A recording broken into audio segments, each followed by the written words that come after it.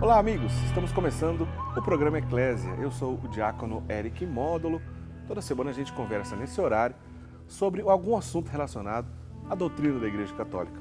O programa Eclésia é um programa de catequese, um programa de história da Igreja, um programa onde a gente aborda também assuntos relacionados à liturgia, vida dos santos. E hoje a gente vai falar da grande santa, da grande mãe de Deus, sobre um assunto, um aspecto específico da espiritualidade mariana. Claro, quando eu falei a grande santa, você já pensou em Nossa Senhora, é claro, é ela mesma. Vamos falar sobre Nossa Senhora, terror dos demônios. Nossa Senhora, terror dos demônios. Como na história da igreja e como no dia a dia da nós como cristãos católicos, como a gente recorre à Mãe de Deus quando a gente precisa de algum tipo de auxílio contra o mal, contra a ação maligna, e contra, especialmente, aquilo que nos afasta do nosso Senhor Jesus Cristo. Então, sobre isso que a gente vai falar nessa noite. Nossa Senhora, terror dos demônios. Ao meu lado, o Padre Guido Montinelli. Boa noite, Padre Guido. Boa noite, Eric. Boa noite, meus queridos irmãos. Como é importante esse tema, porque Maria, que está prestes a nos dar o Salvador, Maria é, na verdade, o terror do demônio. E na história mostra claramente a sua grande força, o seu grande poder que conquista a serenidade, a paz, que dá a vitória contra todas as ciladas do mal. Concebida sem pecado original por um privilégio especial, Maria ajuda cada um de nós, pecador, a evitar as ocasiões do mal, a dizer o nosso não diante das tentações para o mal e a sairmos vitoriosos. Quero que assistam a este nosso programa para entender como a catequese valoriza a presença de Nossa Senhora diante das ciladas do mal e do demônio. Então, vou fazer o seguinte, Padre Guido, para a gente começar a nossa conversa, vamos pensar nos fundamentos bíblicos, né? Recorrendo às Sagradas Escrituras, para a gente entender dessa relação, né, de Nossa Senhora também na presença, no combate contra o mal, contra o maligno, contra o demônio propriamente dito. Exato. Olha, Eric, é só abrir a Bíblia nas primeiras páginas, no capítulo 3 do livro do Gênesis, no versículo 15, onde se fala da imediata consequência do pecado de Adão e Eva. Quando Deus solta aquela sentença, né, digamos assim, de condenação do pecado e do novo estado de vida de Adão e Eva. E quando fala para o demônio, na forma de cobra, de serpente, diz, olha, vou pôr inimizade entre você e a mulher. E a mulher vai pisar na tua cabeça. Já nas primeiras páginas da Bíblia é apresentada esta mulher que é Maria. E se nós pulássemos de repente para o Evangelho de São Lucas, no primeiro capítulo, no versículo 28, nós encontramos as palavras que o arcanjo Gabriel pronunciou para Nossa Senhora, chamando-a de cheia de graça. Em aramaico, a frase famosa, é famosa, mas não é difícil de falar. É um pouco fácil de falar para pronunciar. Isso, Maria é chamada de cheia de graça.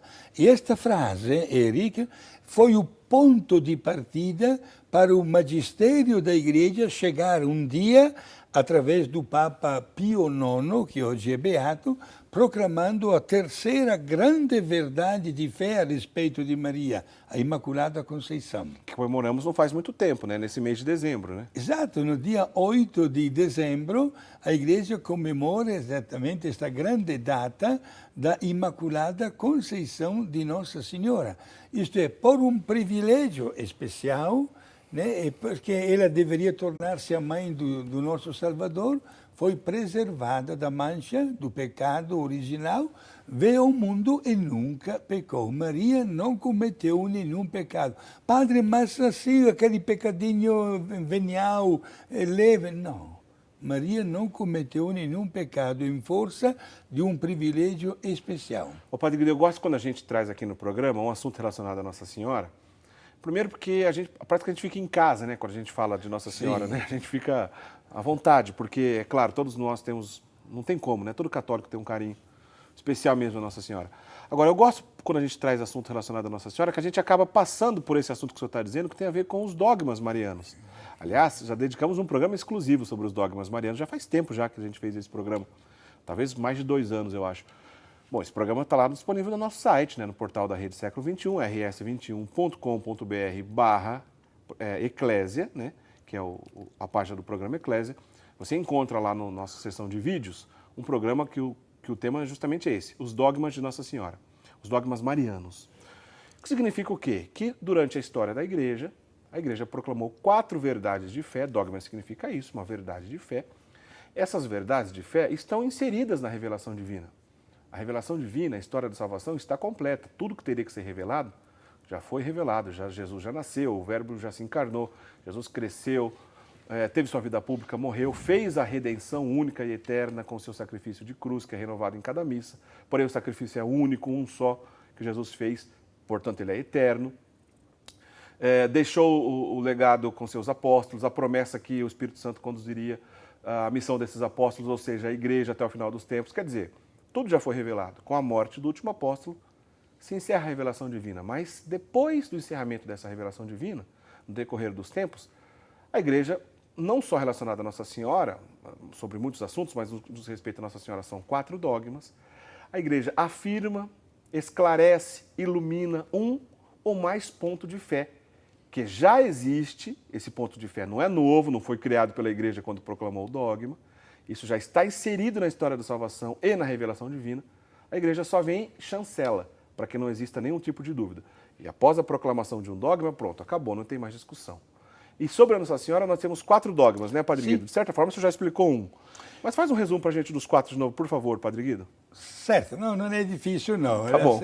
O primeiro dogma mariano, a primeira grande verdade a respeito de Nossa Senhora, foi proclamado e pronunciado pela Igreja no ano 431, quando Maria foi definida com língua grega Theotokos, Mãe de Deus. Que, aliás, é a festa do dia 1º de janeiro, Nossa Senhora Mãe de Deus. Daqui a pouquinho a gente vai viver essa experiência na igreja. Né? Perfeito.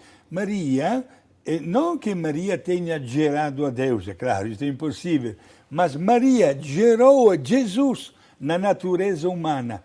E Jesus é Deus. Portanto, Maria ganhou o título de Mãe de Deus. Certo. E naquela oportunidade, os bispos, com o Santo Padre e o Papa, formularam definitivamente a oração da Ave Maria, uma das mais belas orações marianas que nós aprendemos desde crianças, onde na primeira parte desta oração nós lembramos as palavras do arcanjo Gabriel, Ave Maria, cheia de graça, lembramos as palavras de Isabel, bendita és tu entre as mulheres, e na segunda parte, Santa Maria, Mãe de Deus. Aí entra o clamor do Concílio de Éfeso. Exato, o Concílio de Éfeso, no ano 431.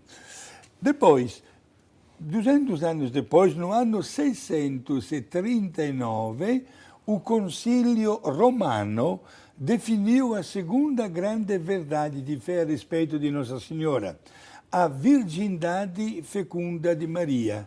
Isto é, Maria permaneceu sempre virgem antes, durante e após o parto de Jesus. E Maria não teve outros filhos. Verdade de fé. Portanto, a virgindade de Nossa Senhora.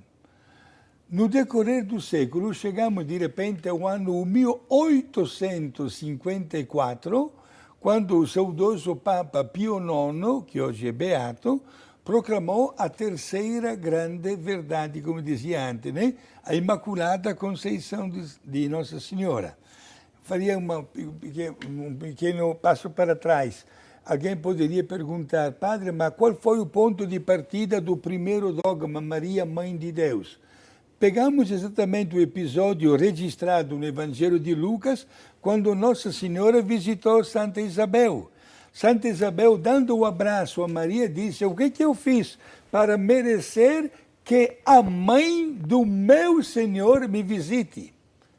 quem é que tinha falado para Isabel que Maria era a mãe do meu Senhor? Somente uma inspiração divina. Certo. Neste terceiro dogma de fé, foi exatamente aquela saudação do arcanjo Gabriel, né, Malach Tembuto em aramaico, traduzido depois para o grego, que foi a língua oficial por muitos séculos da igreja, que caritomene, ou gratia plena em língua latina, ou cheia de graça em português. Certo. Portanto, aí foi a palavra-chave, a base fundamental bíblica para chegar à proclamação de um dogma de mariano. Maria, portanto, foi concebida sem pecado original. E a quarta grande verdade de fé foi pronunciada pelo saudoso Papa Pio XII, no ano 1950, no dia 15 de agosto, quando proclamou que Nossa Senhora foi elevada para o céu com o seu corpo glorioso e com a sua alma. 1950, não está tão longe assim da nossa geração, a gente encontra até mesmo imagens na internet dessa celebração. Né? Se você pesquisar na internet, se não me engano, me falha a memória, inclusive vídeos publicados no YouTube e tudo mais, áudio, no dia que Pio XII proclamou o quarto dogma mariano, justamente a Assunção, né? Assunção de Nossa Senhora Glória Celeste, exato, né? Era o ano santo da juventude, jubileu inclusive, ordinário, né? E naquele ano o Papa Pio XII apresentou para o mundo também uma jovem como Santa Maria Goretti, mártir. Tudo foi naquele ano, 1950. Portanto, temos 4 dogmas de fé. Alguém poderia perguntar, padre, no caminho da história da Igreja, está terminada a proclamação de algumas verdades de fé, o dogma, ou ainda continua o estudo? Continua o estudo. A beleza da nossa teologia é exatamente que se presta para um estudo cada vez mais profundo. E alguém poderia perguntar, padre, assim, por curiosidade, poderia ter mais algum dogma? Sim. Inclusive está sendo estudada a possibilidade da definição de um 5º dogma mariano referente a Maria com o título de medianeira de todas as graças. O que tem lógica, né? O que tem lógica, claro, se ela deu a luz ao Verbo de Deus, ao Jesus encarnado, e ele é o portador de todas as graças, ela estava no meio disso, medianeira de todas as graças. Não tem loucura se a gente pensasse um dia a igreja proclamar essa verdade de fé. Sim. Quem sabe a nossa geração possa ver isso? Nós não sabemos, né, Padre Guido? Não sabemos, porém posso afirmar que está sendo estudado, né, na comissão escolhida pelo Papa no Vaticano, e periodicamente eu também estou recebendo uma correspondência para manifestar o meu parecer a respeito também deste assunto. Porque a igreja... Peraí. Explica como é que funciona isso aí, Padre Guido. Porque, eventualmente, entre os teólogos, os biblistas, vamos dizer assim, existe uma correspondência para a discussão de alguns assuntos, é isso? Sim, exato. Não é que sai da cabeça do Papa uma proclamação, não. É fruto de um estudo da igreja, sobretudo daquelas pessoas que dedicam a sua vida a aprofundar passagens bíblicas, documentos da igreja, etc., né? E, naturalmente, quando se trata de definir um dogma de fé, a igreja usa um critério muito rigoroso, é como se fosse um processo para canonizar uma pessoa. Certo. Como você afirmou muito bem, uma vez que a igreja define um dogma de fé, ninguém mais pode duvidar disso, e nem se volta para trás, e nem o processo pode ser revisto. É verdade de fé na qual todos nós acreditamos. Interessante isso, né? A gente saber também que existe, vamos dizer assim, esse intercâmbio de informações, estudos. O senhor, sendo um biblista veterano, muito renomado, é legal que vira e mexe alguém consulta o senhor. Olha, Padre Guido, qual a opinião do senhor sobre determinado assunto? É assim que funciona? Sim, exato. Gente, isso é importante saber que existe este diálogo e esta comunicação, inclusive, Eric, porque você está tocando neste assunto, mais de uma vez eu recebo ligações até de bispos aqui no Brasil. Certo. Alguns deles, inclusive, acompanham até o nosso programa Eclésia, e que querem uma determinada explicação de um trecho ou de uma expressão, etc., né? Para que tenham também eles a total segurança na hora de transmitir isso para os fiéis que Deus entrega aos seus cuidados pastorais nas respectivas dioceses. Interessante.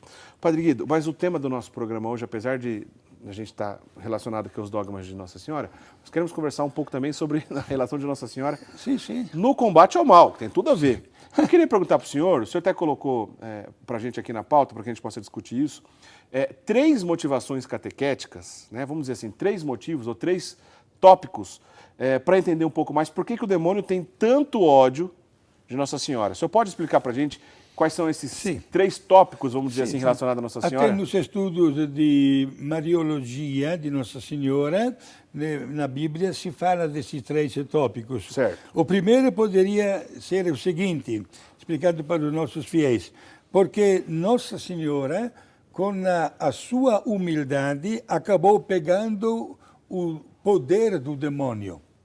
O demônio foi excluído e não tem nenhum poder, né, definitivo contra tudo que diz respeito a Deus. Certo. Encontra em Maria um obstáculo tremendo. Portanto, ele foge, é o terror, digamos assim. Ele foge porque sabe que se torna completamente impotente diante de Nossa Senhora. Certo. É porque na vida, no aconselhamento da vida espiritual para o crescimento de cada um de nós, é indispensável a devoção para com Nossa Senhora. Quem invoca Maria, fique tranquilo que Nossa Senhora não é surda. Atende imediatamente o nosso pedido. O demônio não quer nem ouvir. Inclusive, quando se pratica um exorcismo, na hora que o sacerdote invoca Nossa Senhora, é aí que a pessoa possuída pelo demônio, não é ela que fala, é o demônio, né? E começa a soltar palavrões, blasfêmias também, digamos assim, uma linguagem muito baixa, né? Não quer nem ouvir falar de Nossa Senhora. E nós sabemos, pelo contrário, que quem se apega a Maria sairá cada vez mais vitorioso e o demônio foge também daquela pessoa que é devota de Nossa Senhora. Primeiro. Certo. O segundo, porque a resposta que Nossa Senhora deu ao arcanjo Gabriel, eis aqui a serva do Senhor, cumpra-se em mim conforme a tua vontade, fez com que se tornasse possível a redenção da humanidade. Certo. E o demônio não queria que isso acontecesse.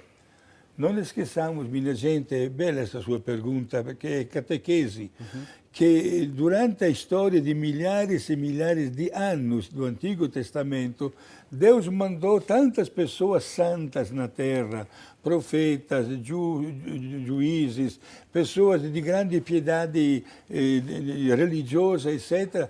Só que quando falavam de conversão, de mudança de vida, de penitência, a humanidade não aceitava esse tipo de discurso. A maioria dos profetas morreram todos apedrejados, outros foram mortos violentamente, outros foram mandados no exílio. Isto é, a atitude da humanidade foi lamentável. Mas Deus não cansou de mostrar o seu amor e mandou o seu Filho Jesus. A reação da humanidade foi a mesma. Uma estrebaria para Jesus nascer, né? E uma cruz para Jesus cair fora do mundo. Mas o que poderia parecer a vitória do mal, o triunfo do mal, o triunfo do demônio, graças à presença de Maria, o triunfo virou uma derrota. Porque Maria continua até hoje a sua missão ao lado de Jesus de ajudar a pessoa fraca, o pecador, de estar ao seu lado. Quando nós a invocamos, sobretudo eu falava antes até na oração da Ave Maria, nós fazemos questão de dizer, rogai por nós pecadores, não rogai por nós santos. Pedimos a presença de Maria na hora da dificuldade, do pecado, e também, sobretudo, na hora mais difícil e dramática da morte. Certo. Portanto, o demônio fica com medo de Maria. E o terceiro motivo, né, da presença extraordinária de Maria é a sua humildade. A humildade foi a virtude que faltou ao demônio. Ele apresentou a sua soberba e a sua arrogância. Maria, pelo contrário, definiu-se diante do arcanjo Gabriel como serva do Senhor. É engraçado, né? Porque são as duas criaturas, pois ambos são criaturas, o próprio demônio e Nossa Senhora, os dois sendo criaturas, estamos diante da extrema arrogância, soberba e orgulho por parte do demônio, por outro lado, da extrema humildade, Maria. santidade, né, e obediência de Nossa Senhora. Bonito, né? Claro, né? Não tem como Nossa Senhora, certamente,